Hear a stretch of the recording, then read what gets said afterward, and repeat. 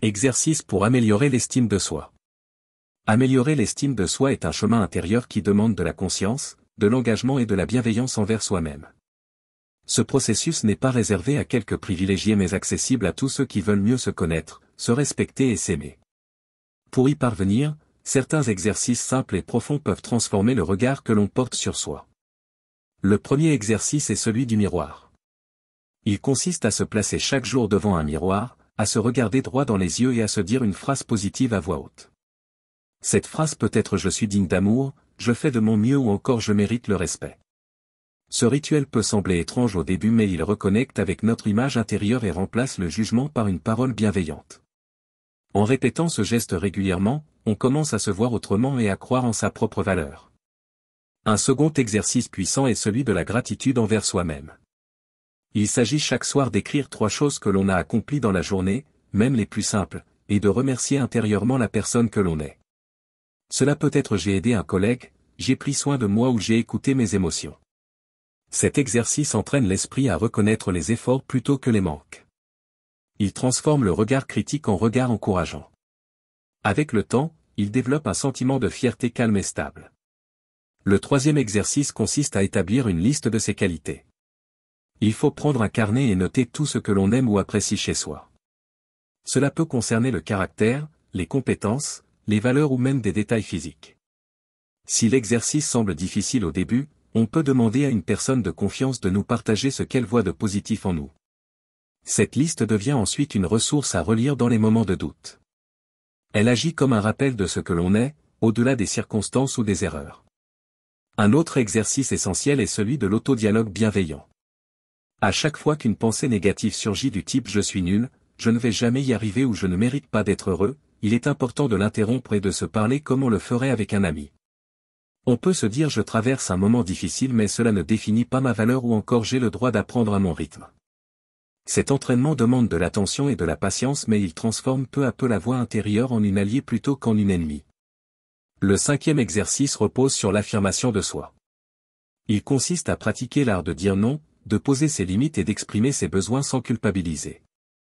Pour cela, on peut s'entraîner à formuler des phrases simples comme « je préfère ne pas accepter cette demande » ou « j'ai besoin de temps pour moi ».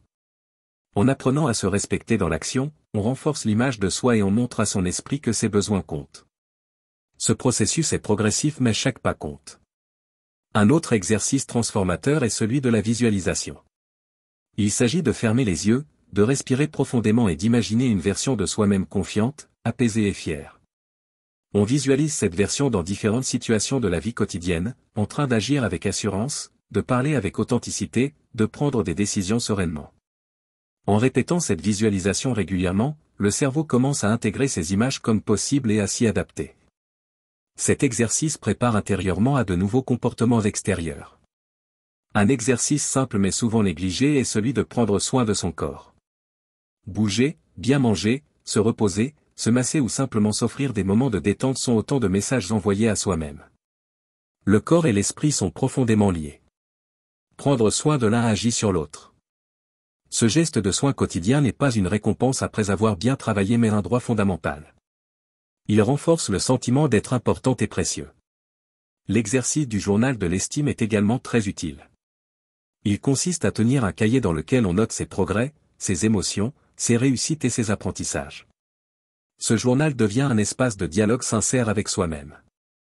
Il permet de prendre du recul, de mieux se comprendre et de constater les évolutions. Il devient aussi un outil de réconfort dans les moments de doute. Écrire permet de déposer ce qui pèse et de clarifier ce qui mérite d'être honoré. Un autre exercice consiste à pratiquer le pardon envers soi. Il ne s'agit pas d'excuser toutes ses erreurs mais de reconnaître que l'on est humain, en chemin, et que l'on mérite de se libérer du poids de la culpabilité. On peut écrire une lettre de pardon à soi-même, où l'on exprime tout ce que l'on regrette mais aussi tout ce que l'on accepte de relâcher. Ce geste symbolique peut être libérateur. Il ouvre la voie à une relation plus douce et plus mature avec soi. Enfin, l'exercice de la cohérence est fondamental. Il consiste à aligner ses actes avec ses valeurs. Plus on agit en accord avec ce qui compte vraiment pour soi, plus l'estime de soi grandit. Cela peut être dire la vérité quand c'est difficile, défendre une cause qui nous tient à cœur, ou simplement vivre selon ses priorités intérieures. Cette cohérence renforce le sentiment d'intégrité. Elle envoie à l'esprit le message « Je suis digne de confiance ». Ces exercices ne sont pas des formules magiques mais des pratiques concrètes, accessibles et puissantes. Leur efficacité repose sur la régularité et la sincérité. Il vaut mieux pratiquer un seul exercice chaque jour avec présence que de vouloir tout faire sans y mettre le cœur. L'estime de soi n'est pas un objectif lointain mais un état que l'on cultive pas à pas. Elle se renforce dans les gestes du quotidien, dans la manière dont on se parle, dont on agit et dont on se traite.